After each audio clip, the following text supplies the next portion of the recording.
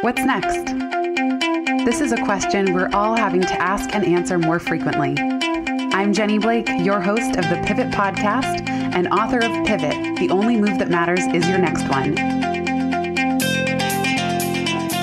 For show notes from this episode, visit pivotmethod.com/podcast. If change is the only constant, then let's get better at it. Here we go. To kick us off, I figured, yes, we could talk about your book, The Advice Trap, but as I reflect on all this craziness happening with the pandemic, I'm actually curious. It seems like the advice trap has just magnified since the day your book launched, and even all the planning and writing that has gone into it. We suddenly find ourselves in a collective societal advice trap of sorts, where everyone is giving advice and sending emails and setting up Zoom calls. What's your take on that? And does it have any relation to the messages in the book, or are they two totally different things? Look, we're in a pandemic. Advice is flying thick and fast. Yet you've written a book called The Advice Trap. How does that work? Well, I'll tell you how it works. And let's start with brain and brain science. And I am no neuroscientist, but I've read enough to pretend that I know a little bit about neuroscience. So that's what I'm doing right now. And here's what I know for sure. Our brains hate uncertainty. I mean, we've just got that primitive part of our brain, our lizard brain, that just is so sure that uncertainty is its enemy. And you know what? It's got good reason for it. It's got historical reasons for it, because the DNA that we have that comes from our ancestors comes from people who, on balance, have played it safe, haven't walked into the dark cave questing for the interesting treasure that's in the cave, but have gone, I'm not sure what's in that cave. Why don't I play it safe and not get eaten by whatever animal might be lurking there? So we just have a wiring that is instinctive and primitive and unconscious to say, on balance, avoid uncertainty.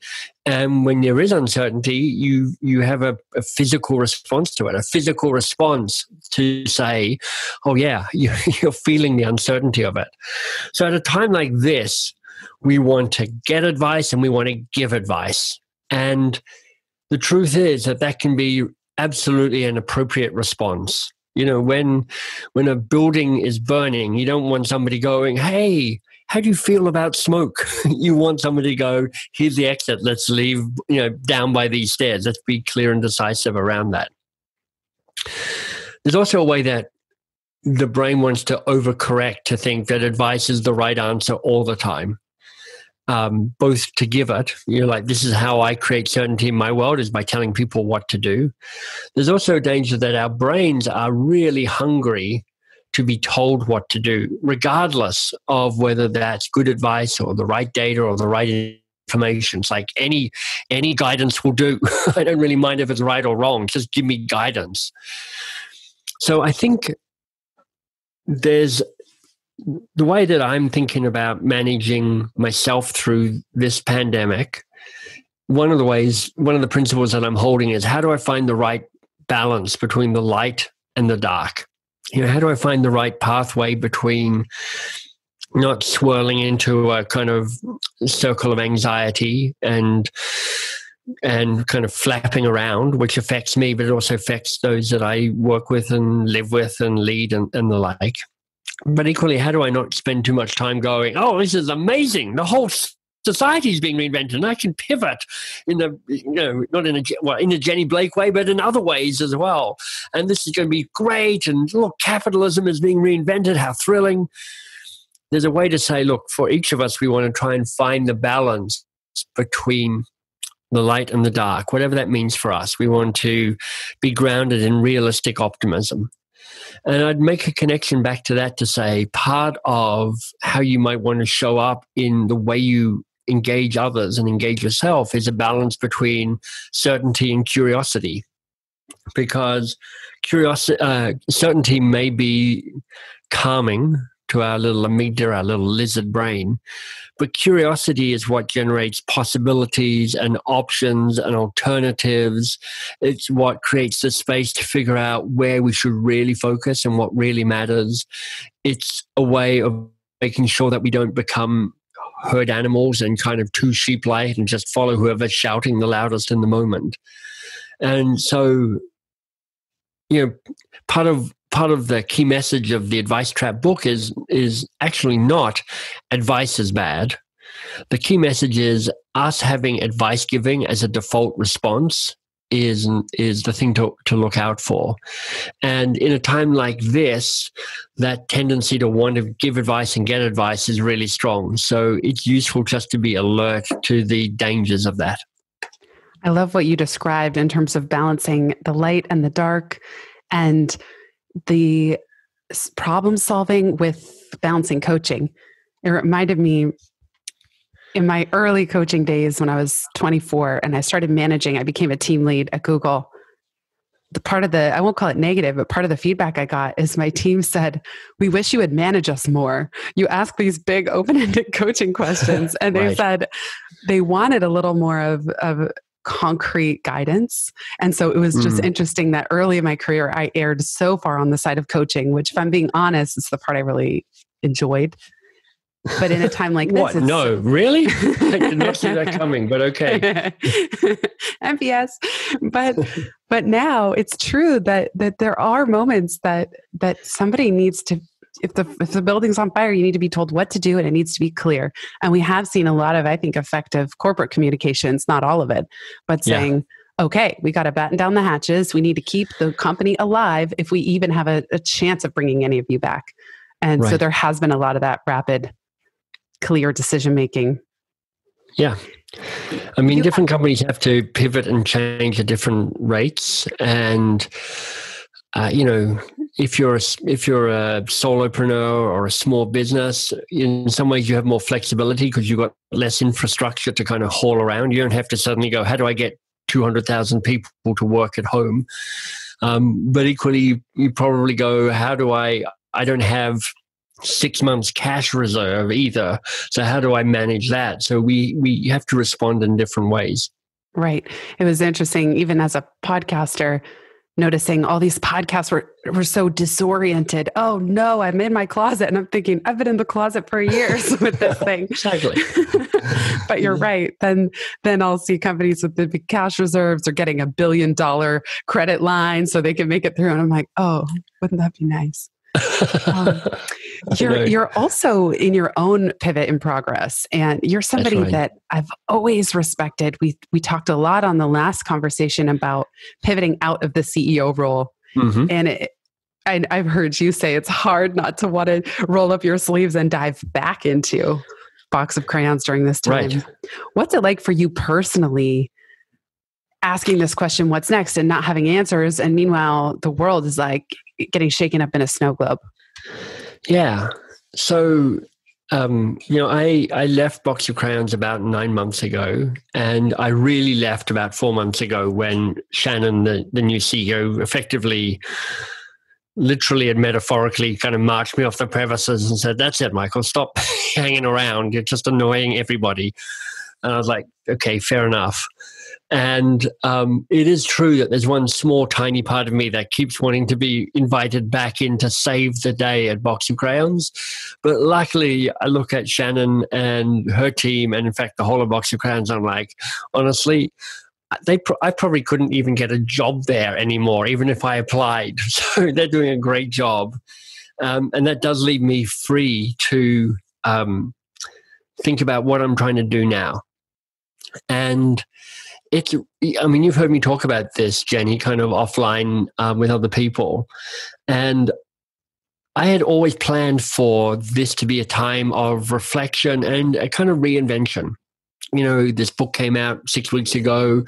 I did a TEDx talk that came out 6 weeks ago as well. And those are the two big projects that I was working hard on. And I always knew that once I got over that, there'd be this moment of kind of, collapsing face down in the dirt, exhausted, but also going, now what? I'm not the Box of Crayons guy. I'm not got a key thing that's taking my time and attention. Now what? And the hardest discipline for me is to not fill my life up with stuff. I'm just really used to having an overscheduled life. And I've also used to kind of slightly complaining about my overscheduled life, but clearly I'm hopeless at listening to myself because I tend to be committed. I like that kind of sense of, wow, there's a lot going on and I've got these cool projects. I think that's your next book, The Scheduling Trap. Yeah. And, over the long weekend that we've just had, I read like 3 or 4 books. I'm a fast reader and some books were short, but I read a lot. And honestly, it was so good. But I was like, I literally came up with at least 2 ideas of new things that I could launch. I was like, I could do this. I can see how that's a book. It's a podcast. It's an online course. It's a little ecosystem. It's cool. I bought the URLs. I did all of that.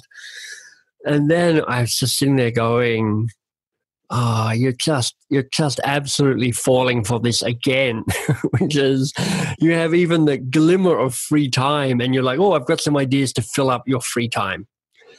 So part of the discussion I had with Ainsley, who's the woman who I work with on the mbs.work side now, is just to say, look, we're just trying not to relaunch anything new. We're trying not to fill up my calendar for this year, for the next 9 months at least.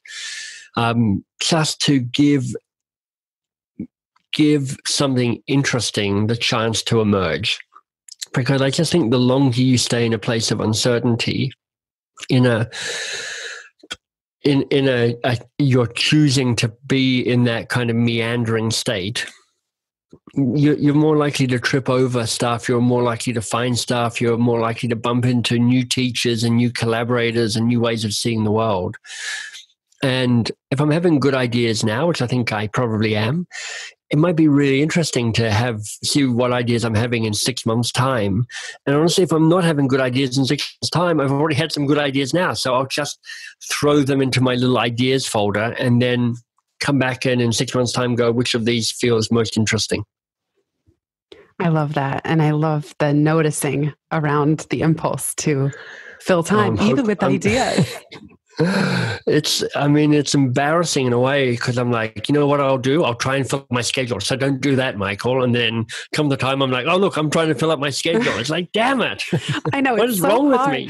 There's like this magnetic polarity to the calendar where it's like, why? It's like this super strong magnet and stuff keeps flying toward it. You know what I mean? It's totally. It's so and there's hard also, honestly, to leave it open. Part of me, Jenny, is just going, I'm not totally sure how to behave with a empty day in front of me. It's like, do I do email? Do I just muck around? Do I lie on a sofa? Do I hire somebody to fan me and feed me jubes and martini? I mean, what do I do? I don't know how to do that. So there's a way of trying to learn indolence. Oh, yeah. And not have guilt about it and not think, I should be producing right now, or there's something wrong with this state. Right. I mean, I one of the books I read on the weekend or reread was Austin Kleon's book, We Will Get Through This, or Get Through This, I think it's called. And he's fantastic. He writes to creatives. His first book is Steal Like an Artist, which is fantastic. Then Show Your Work. And then his latest book, about a year old, is called Keep Going. And part of his thing is around keep space open, keep doing the work, and keep the space open for input, because without input, there can be no output. I agree 100%. I've been thinking about that a lot lately of this. I get so many little pings and I'm so bad at responding to them. But if I did, I wouldn't have the output that I have, the ideas that I have. And I will just point out, I don't even know if zooming through 3 books in a weekend counts as relaxing. But I love reading. I do really too. Missed reading. I do too. And I have about 200 books somebody bought. I don't know who, but are yet to be read. Book monster. Yeah, so I'm like, you know what? Part of my job now is to go through some of these books and go, which are worth, which are worth keeping, which are worth consuming, which are worth tossing. I think I heard from Ryan Holiday or Nassim Taleb, I can't remember. They call it an anti-library. It's all the books you haven't read, and that there's great value in that too. Right. That they still serve a function, and the perfect book will come at the perfect time. And I'm with you. That is heaven on earth, is just open free time and a good book or 5. Yeah, I'm married to a woman who did a PhD in literature and a master's degree as in library science. So we are both great readers. So sitting together and companionably reading is actually great. Oh, sounds incredible. And congratulations on your 10,000 plus day anniversary with your beautiful wife. Thank you. I know. Amazing, isn't it? Almost 30 years together. Impossible for somebody who's so young as me. But that's right. How can it be true? No, it's so amazing. I loved seeing the photos in your newsletter recently. It was just a really nice personal touch. And for everyone listening, you can go to mbs.works if you want to subscribe. Michael is the best. I want to open it up to momentum now. Jenny. Megan you should just keep me around. I'll be the one fanning your ego. You know what I mean? I feel that. Yeah, it's great. I can't help it. You've helped me so much. So, I feel like half my job on the Pivot podcast is just making my guests blush. And if I do that, I've done something. I don't know. Okay. I'll let you know if that happens. Yeah. Okay. Let's open it up. Megan will go first, and then Leanne, all the way in Australia, will go next. Hi, guys. So I had multiple questions before coming on, and then so much of what you just said so resonated with the idea folder and all the books that I haven't read yet. I'm glad to hear I'm not the only one. So I am just now moving into formally coaching as a business. And it's something I had been planning on doing at this time before, this time actually happened. So your books, The Advice Trap and The Coaching Habit, have been incredibly helpful in helping me to focus. And there was one thing that I read when reading The Advice Trap that I wrote down, and I was wondering if you could add to, which is the statement, coaching is subtraction. And you like my little pun there? That is in what context did I say that? I'm like desperately trying to remember when or how I wrote that. I don't know. I just remember this. I just love the statement so much that I wrote it down. Okay, so perfect. So coaching is subtraction. So to frame the answer, no idea why I wrote that or what context it appears in the book. But let's take this as a creative moment. I'm going to just spin off here for a moment, which is, I'm not sure if people have come across or they know the name Brian Eno. He's a big music guy, particularly in the 70s, where he produced a lot of hit records like Talking Heads and Phil Collins and a whole bunch of great artists. Anyway, he has a little pack of cards called Oblique Strategies. And you'll see people reference this occasionally, but when the band was feeling a bit stuck or a bit boring or a bit kind of devoid of inspiration, he would pull out his Oblique Strategies pack and issue them a challenge. And it would be a provocative statement, and they'd have to do something with it. And coaching and subtraction feels like an oblique strategy for me. I'm like, okay, well, the first thing I'm going to do in the kind of classic lazy coach way, Megan, is to ask you, what does that mean to you? I guess to me, I took it as getting through all of the extraneous noise and getting to the heart of the challenge. I love it.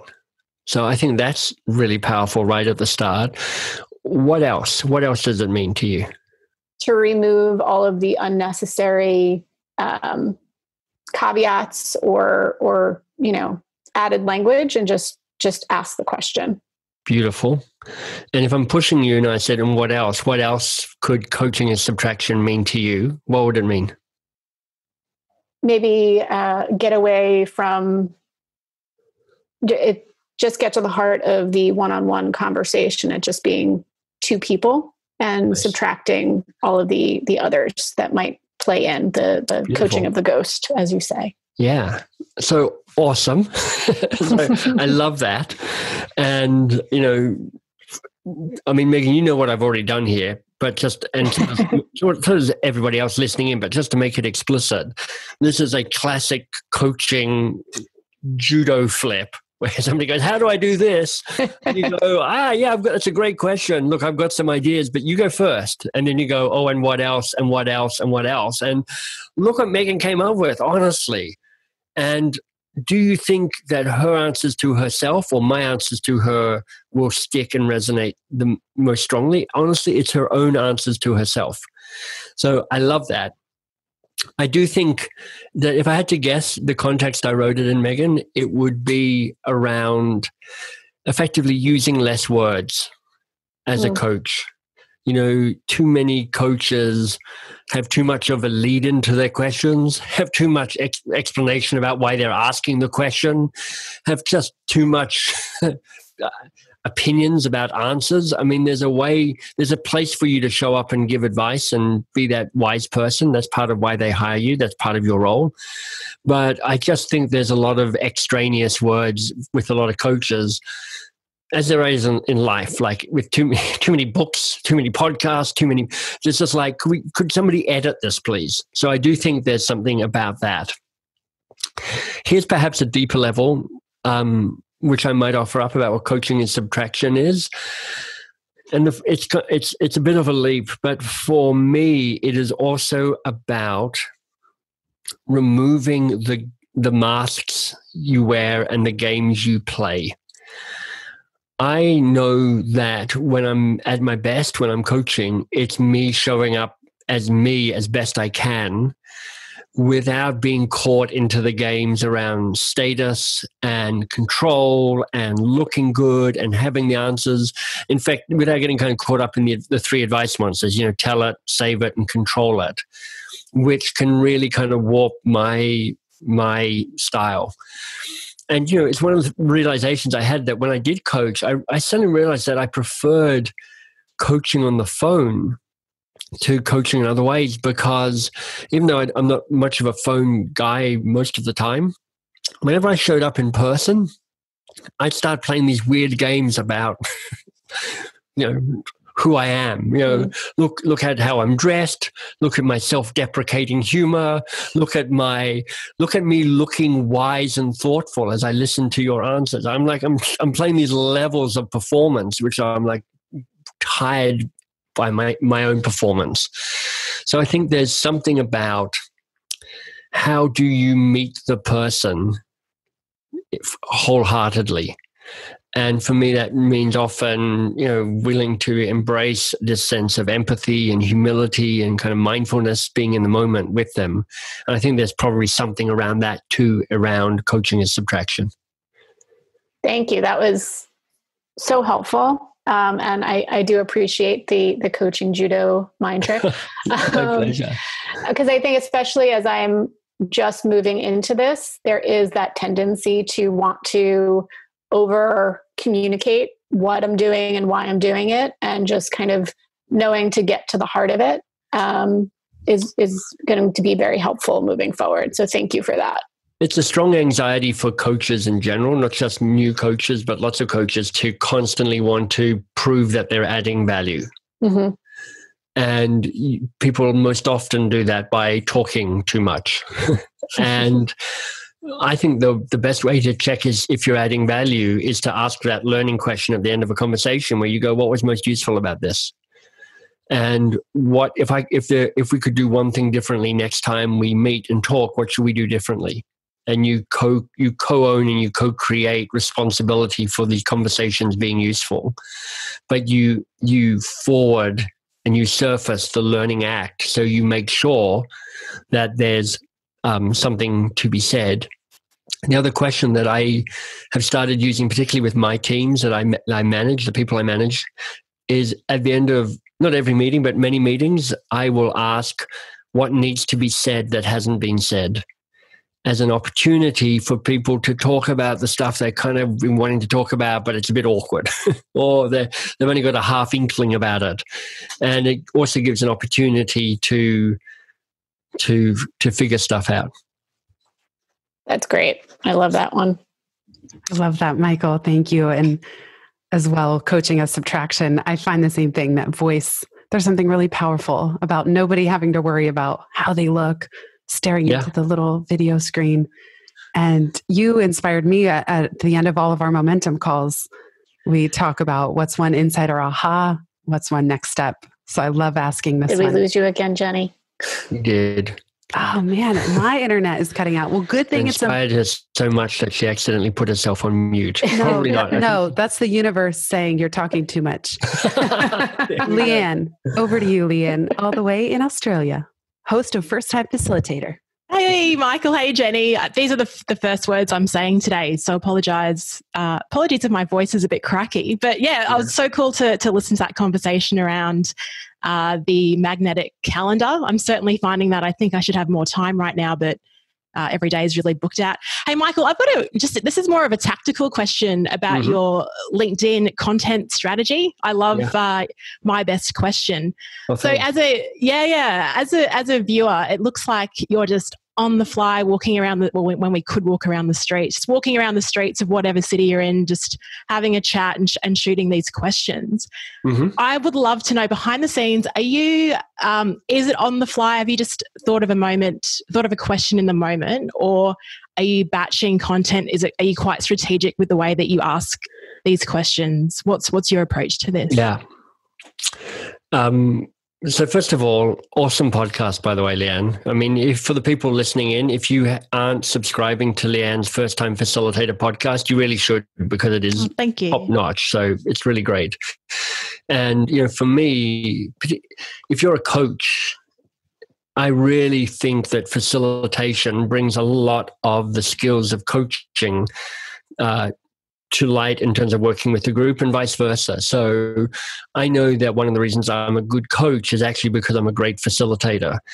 And so part of why you should listen to Leanne's podcast is because knowing how to facilitate actually makes you a better coach as well. So the starting point, Leanne, for these little videos is a commitment to create big and small this year. That's my kind of one of the three commitments I have.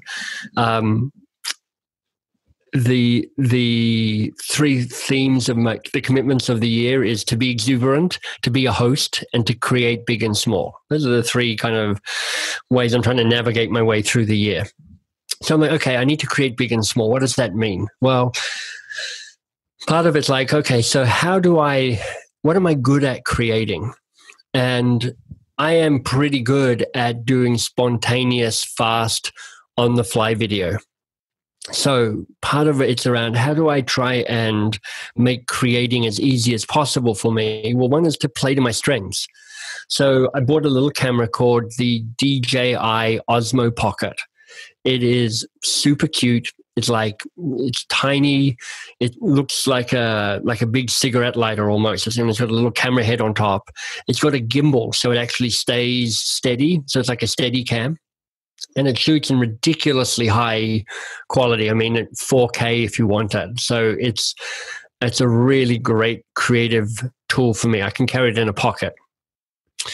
And I've got a reminder in my calendar to shoot a video every day.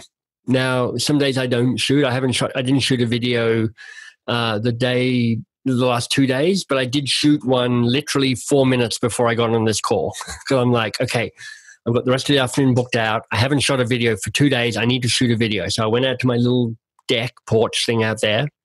And I'm like, okay, what do I need to talk about? And I just got off the call from Rona, who is my financial advisor. And, I don't know if it's a good time or a terrible time to be a financial advisor at the moment. Somebody once said that war is long periods of boredom with short periods of intense excitement. And I think if you're a financial advisor, it's kind of that at the moment. And I just had a quick conversation with her about something. And I was like, she is so calming and relaxing and makes me fret not very much about money at all. I feel nourished by her. So I'm like, great, that's it. So I've got a couple of simple rules around my videos, which is like more than 30 seconds, less than 2 minutes. Make it personal, make it, a sense of this is Michael here speaking to you, and start with a tiny bit of a story.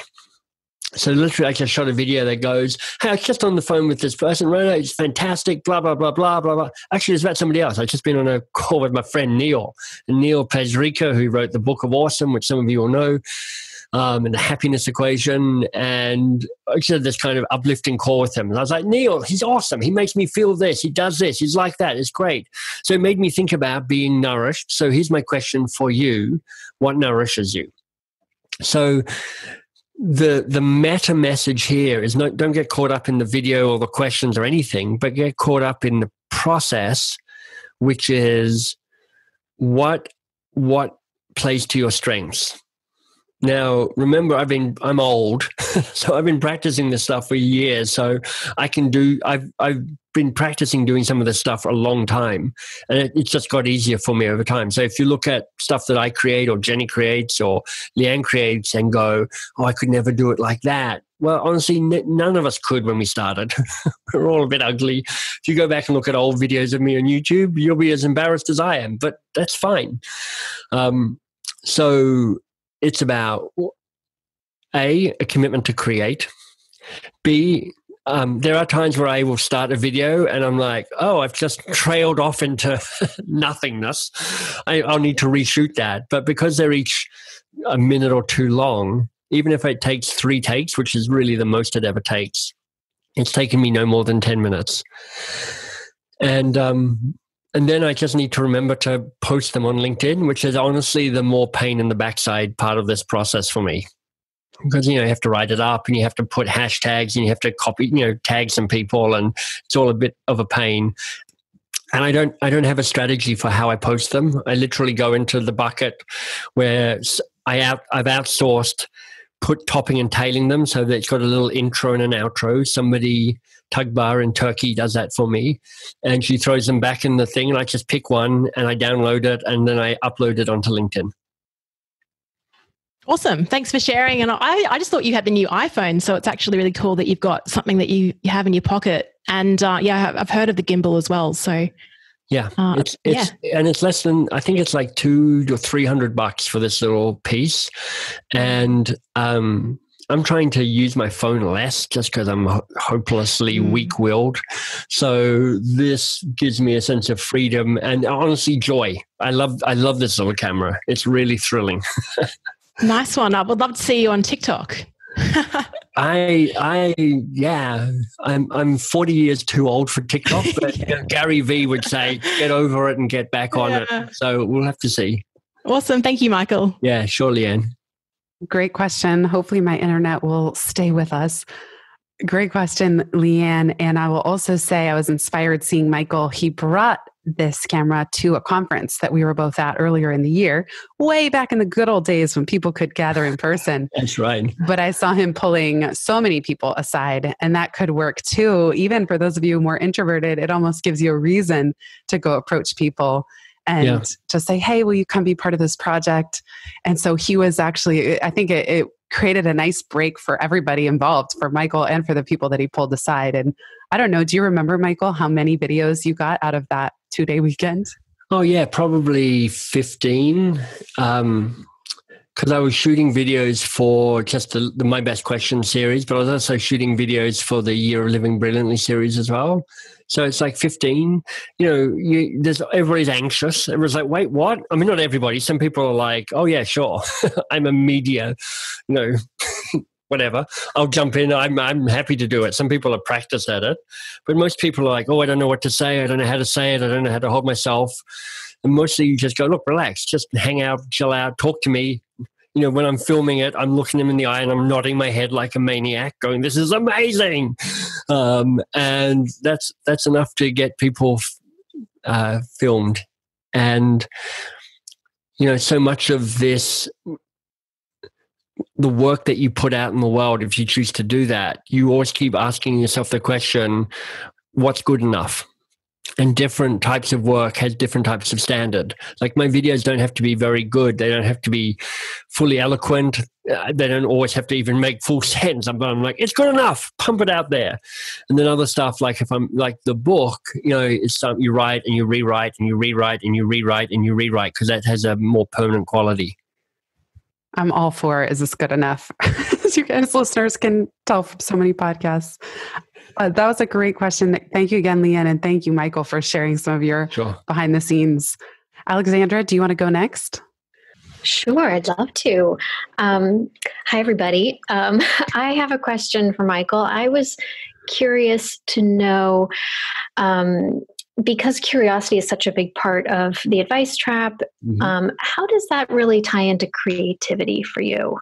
I also work with leaders a lot, and we work in museums actually, and do leadership workshops in art museums. And great. I find that, curiosity is one of the focuses that we do, but I find that because it sounds like a creative thing and there's vulnerability involved, I get a lot of resistance from leaders. And how do you address that? And how can creativity become a more natural part of this process? Yeah. So you're right. There are words that arrive with a whole bunch of baggage in as well. Coaching is one of them. Creativity is one of them. Curiosity is one of them. Coaching arrives with baggage because whereas people like us all know what it means, most people are like, I don't know what that means. Is it sports coaching? Is it executive coaching? Is it life coaching? It's all a bit scary because it's unknown. Curiosity and creativity, come with these are childish things, and I put them away because I'm an adult now. And I think probably creativity is particularly scary for people, or just not accessible for lots of people, because they're like, look, I'm trying to raise a family and have a job and run a team and have a P&L bottom line and start a business and serve my clients. Who has time for creativity amongst any of that stuff? Curiosity. So let me come back to creativity while I think about an answer and make something up. Curiosity. I think with all of these things, coaching, curiosity, and creativity, they're all processes. And one of the things that used to be true, may still be true, is that when people try to explain coaching and effectively sell coaching to people who might be interested, they spend a whole lot of time explaining how coaching works. And most people just don't care. Like they don't really care about curiosity or creativity as a thing in itself. What they care about is an outcome. So how do you make my life better by whatever process? If somebody said to me, so Michael, what's coaching? I wouldn't explain. I'm making this up right on the spot, so this may not work at all, but let me try it. I'd go, do you ever get that feeling that sometimes you're a little bit stuck in your present life and you're thinking to yourself, I just know I could do more and I could be more if I just had the chance? And hopefully they say yes. If they say no, then there's no point in carrying on this conversation. But let's say they say, yeah, I feel that. And you're like, wouldn't it be great if there was somebody like a guide who could help you take the first steps to actually taking that journey, to actually doing more and being more? And they're like, yeah. And wouldn't it be great if they actually were the people who not only started the journey with you, but walked the whole way with you, so you didn't feel lost and you didn't feel lonely and you didn't feel confused, but you saw the finish line and you crossed the finish line? Wouldn't that be great? And they're like, yes. And you go, well, that's what I do. I help people start the journey and finish the journey so they can do more and be more. And they're like, that's amazing. How do you do that? And I'm like, I'm glad you asked. So here's how I do it. And then you get into a conversation about how you show up as a coach. But all of that, and of course, I've just made that up, so that may not work at all. But there's a way that what that's doing is you're just speaking to something that somebody is struggling with and is real for them. And you're like, I can help you with that. If this rings true for you, I can help you with this. And with curiosity, it's a really hard sell to say, be more curious. Everyone's like, sure, okay. I'm not anti-curiosity, but I'm not entirely sure why I should change the way I'm living my life and behaving at the moment to do something differently. And you're like, have you ever found that moment where you're working really hard, but you just know in your heart of hearts that you're not really working on the right thing. Yeah, I've had that moment. I don't know why the hell I'm working on this thing. But have you also ever had that moment where you are working on the right thing, but you just think to yourself, I'm sure there are better solutions to this, but somehow we're stuck using the same old solutions to this problem. They're like, yeah. Wouldn't it be great if you could get really clear on the challenge that really matters and the answers that could really solve that challenge? Wouldn't that be great? And they're like, yeah. And you're like, well, that's what I do. I unleash curiosity to make sure that we're working on the right problems and we're coming up with the best answers. So you can see that structure that I'm using there, you know when, and you know when, and you know when. And wouldn't it be great if, well, that's what I do. That got taught to me by a guy called Michel Neray, Neray, years ago. And you don't have to use that exact structure, but what's inherent in that structure is a commitment to understand the struggle the person you're seeking to serve is up against, or people, plural. And until you do that, you get obsessed with your own process and your own labels, rather than going, I'm solving something that's important. And so and in the Advice Trap book, right at the back, there's a kind of 3-circle diagram that shows how curiosity can serve individuals and teams and organizations to have more impact and have people who are more engaged as a result of that. Wonderful. Thank you so much. That's very helpful. And I think the mind shift for me of really focusing on, when, wouldn't it be great if, really addressing the struggles that my clients are now having, and then present them with a benefit, result, a solution, and not focus so much on the middle part of the process, which is what I do. Maybe that's a little too intimidating for them when we really get into the nitty gritty of it, but really focusing on what they're struggling with and the solution that I can offer them. Yeah. Perfect. Great. Thank you. My pleasure, Alexandra. I'll also give a plug for Alexandra. She made an incredible pivot of free virtual museum workshops, which is really cool. So Alexandra, will you give a quick plug for your website in case anyone wants to check it out? Oh, absolutely. Thanks, Jenny. Yes, I recently launched this business and was actually ready to go live in mid-March, which was not good timing with all the things that are going on in the world right now. So I did a quick pivot and am offering all month long free virtual museum tours, really essentially workshops that go through this process where we practice emotional intelligence by looking at art and talking about it. And it's every Thursday this month. And you can find out more by visiting my website, which is museumable, which is the word museum plus able.com. So thanks, Jenny. You guys check it out if you're interested. It's perfect for everybody who is homeschooling right now as well. So maybe it ends up perfect. So just to play with that, you could do something. Alexandra, I'm making this up entirely about your business, but let me just make something up and have a go. You can just ignore it after I'm done. You know how museums feel like they should be awesome because they're full of all this cool stuff. But you know how in actuality, whether you're online or visiting in reality, they're all a bit overwhelming. There's too much stuff. You don't know where to go. There are too many people. And even when you find the good stuff, you don't even really know what to do with it. You kind of look at it and go, all right. And then you're off to the next thing because you can almost feel like you're just ticking the boxes of the museum visit. But wouldn't it be great if a museum trip changed the way you saw people and change the way you saw yourself? Wouldn't it be great if a museum trip actually made you smarter and more effective in the work you did? Well, that's what I do.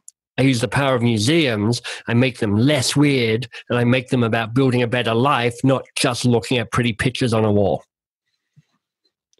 Absolutely. Yeah.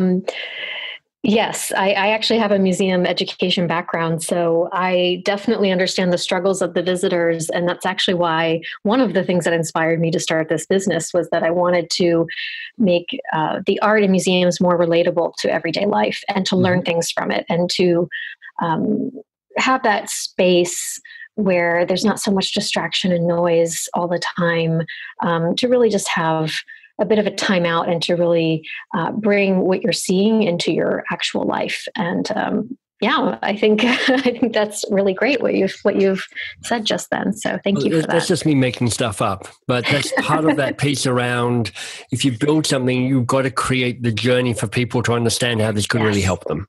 Yes, absolutely. Cool. We were all saying in the chat, we were like, good thing this is recorded, get this transcribed. Awesome. Uzma, let's try over to you. Okay, let's try one more time. Perfect. You guys, okay, perfect. So thank you very much for this. And I actually am also new to Momentum, and also very new to this pivot into coaching. I'm an oncologist, so I take care of patients with cancer. And of course, there's a lot of ambiguity and adversity, co-creation of hope, and then all the lessons that I've learned, I wanted to put it out as a coaching skill. So that was my whole big core message and my 25 years of strength. But with this pandemic, it just opened doors to so many different opportunities. So my question is, should we stick to what our core strength is in this time, or just get, kind of sidetracked by another opportunity that may also be looking appealing? It's really hard to tell because nobody knows what the hell is happening right now. So the first thing I just acknowledge is it's at the best of times, that is a hard business decision. Do you change target or do you stick with what you've got? I like, what's his name? Jim Collins, who wrote Good to Great. I really liked his metaphor of explaining how you figure out what to pursue, which is, he goes, bullets and cannonballs. And he says, your bullets are effectively your small ideas, and you should fire bullets to help figure out what your main target is going to be. It's a kind of range finding process. So you should be testing the ideas in small ways, just going, is there something here? Did people like it? Do I like it? Because, there's all that weird moment where you come up with this great idea, you go, this is brilliant, I'm going to launch it, and then you turn out that you don't even like doing it. That's what happened to me with building a coaching practice. I was like, at last I get to build my coaching practice. I don't actually like having 30 people I coach every day. It's too much. So, and then once you figure out what your target is, you fire your cannonball, you commit to it. And Jim Collins would say, look, people either don't fire enough bullets, they just have an idea and then they go for it without really testing it or testing other ideas against it. Or they don't have the courage to fire the cannonball. They don't kind of commit to the actual experience and go, this is it, this is my idea. And one of the reasons that Box Your Crayons, I think, ended up being a success as a company is we really committed to the cannonball. I mean, we weren't as fast or as courageous or as focused as history will make us look. Because, at the end we had this position, which is we teach 10-minute coaching to busy managers. And it was really clear and really different and really stood out. And it was our cannonball. And it's not our vision anymore for a company, but it grew the company for quite a while. So I think, Uzma, there's a question of going, it's hard to tell at the moment what's a bullet and what's a cannonball, and maybe you want to test. The other resource that I would point you to is a book by my friend Alexander Osterwalder. And he's got a brand new book out today called Invincible Companies, but it's not that book that I want to recommend to you. It's called, helpfully enough, Testing Business Ideas. So there you go. It's about as explicit as you could possibly want. And Alexander and his team create big visual books that are super practical. They're basically exercises for you to work through. So if you want to be more robust in how you think about what your business ideas are, Testing Business Ideas by Alexander Osterwalder, which is Osterwalder, might also be a useful resource for you. Thank you. That definitely seems like something that's going to give a little bit more structure to the distracted, thoughts. Yeah, for sure. Thank you so much. And I love a good bookworm. We have so many awesome book recommendations. Michael, we are approaching the end of this combined book club podcast. And I'd like to throw it to you. What needs to be said that hasn't been said? Oh, look at you kind of doing a Michael on Michael. Come on. You planted it at the start. How could I end without it? Let me ask you this, Jenny. And I'll answer the question as well, but what are you discovering about yourself that has surprised you in this topsy-turvy time? Such a good one. Wow, this is the circular course of two coaches talking. It's an infinity loop of questions. I love it. I can't wait to hear your response. As it relates to the podcast, I guess to your point of what is good enough, it's been an incredible challenge. I used to be very overwhelmed just getting a weekly episode out. And I have to say, I'm having so much fun with this daily challenge. I'm not saying I'll do it forever. And a lot of people are like, don't burn out. It's a marathon, not a sprint. But there is something that got activated in me. Like all of a sudden there's wind in my hair and there's momentum around the podcast. And there's this challenge to think every day, what can I offer? What's helpful during this time? Especially when no one has any answers, myself included. And so talk about, I thought I was releasing perfectionism around the podcast before, but doing it daily means 10xing the systems and the speed, and also 10xing releasing perfectionism. So it's been a really fun challenge of something that I never, ever thought I could do, and certainly not for a month plus, which is the current streak. So yeah, I guess that's brilliant. I guess I'm learning how invigorating it feels to have big challenges sometimes, and not all the time. Certainly the podcast, it's the one thing I can do right now, as I've shared on several of the calls I've been in with you. But there's something that is invigorating about challenge. And I think that's a helpful reminder for all of us around resilience, which is that, yes, a lot of days it feels like the sky's falling. And yet there is this rise, there's energy, there's adrenaline, there's momentum. There are things within this that we can harness. Speaking of domains, I auto-renewed. I have this domain called ridethewildtiger.com. And it just renewed. Given our attention to animal kindness here in Momentum, I would probably never do anything with it publicly, and certainly not now that Tiger King is such a phenomenon. But I do feel like we're all riding the wild tiger in a proverbial sense. And there's something fun about that, even when amidst the massive uncertainty and anxiety. Nice answer. That's really helpful for me to hear, and I think probably others to hear as well. Thank you. All right, let me answer my own question.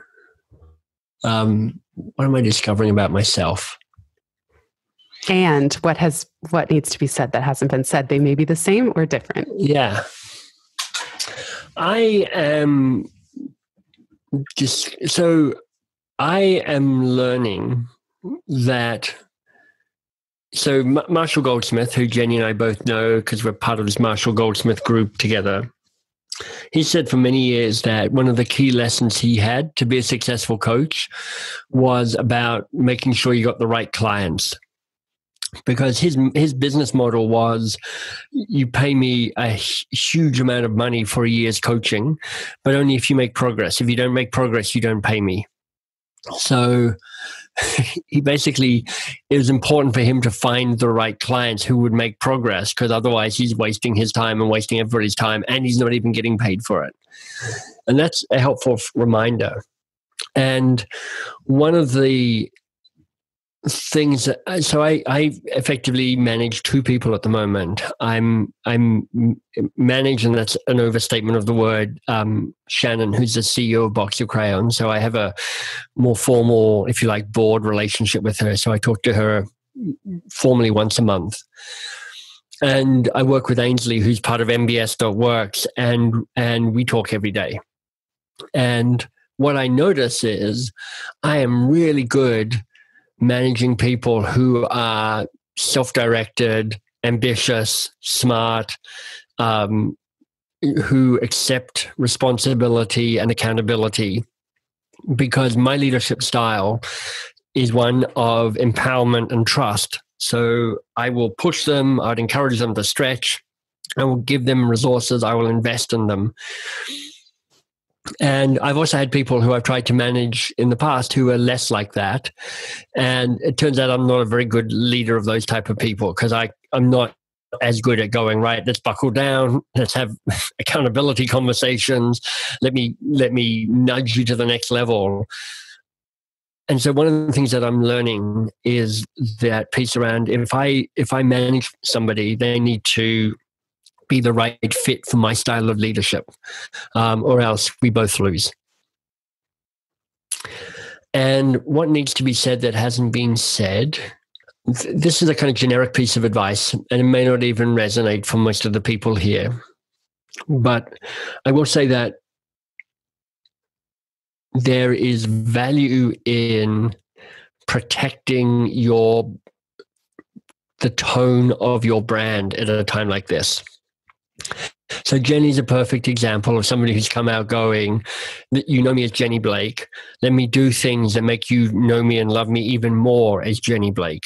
So I think, her doing the podcast all the time and this work just allows her to build credibility and status and love and commitment that will pay off sooner rather than later. And when this dip is over and we're on the upswing again, she will harvest the brand equity that she's building at the moment. And I think there are other people at the moment who look and sound a bit scared and brittle and desperate and noisy, and who seem to be damaging rather than enhancing their brand. So for all of us here, because we all have a presence and a reputation, I'd just be asking you, so what are you doing that allows your brand to be better loved by the people you're seeking to serve? That is so powerful, Michael. Thank you. And thank you for the kind words. That really means a lot. And my take on this too is, when I'm not sure, it's just better to be quiet. I think what you described as those that where it is coming across in a skewed way, it's almost like they feel like they have to say something. And this idea, something is better than nothing, but not necessarily. So I'm always trying to wait for a genuine call to be moved. So I just love that wow. So glad I asked your brilliant question at the end of the meeting. It pays dividends. There we go. Thank you. Before we officially sign off, what I love about Momentum is that we love a good link and we love a good resource. So we've been keeping track as we go. These will all go in the show notes at pivotmethod.com/podcast. But is there anywhere you want to direct listeners right here at the end, including your potentially new podcast, if it's still happening? It is. It launched today. So I have a new podcast called We Will Get Through This. So classic example of Michael not following his own example. Speaking of filling up my time, that filled up quite a bit of my time. But it was a piece in the moment. And the first 3 episodes dropped today. So We Will Get Through This, Michael Bungay, Stanier. You'll find me on most of the podcast platforms. And then if you're going to a single place for me, mbs.works, because there you find doorways to the books and all the resources in the books, and the Year of Living Brilliantly, which is this year-long program with 52 interesting teachers, and so on. So yeah, mbs.works. Awesome. Michael, thank you so much for another illuminating conversation. Thank you, Momentum, for being here live during this call. We are getting better and better as we go. And thank you, Pivot Podcast listeners, for being here. It means the world. Thanks, Jenny.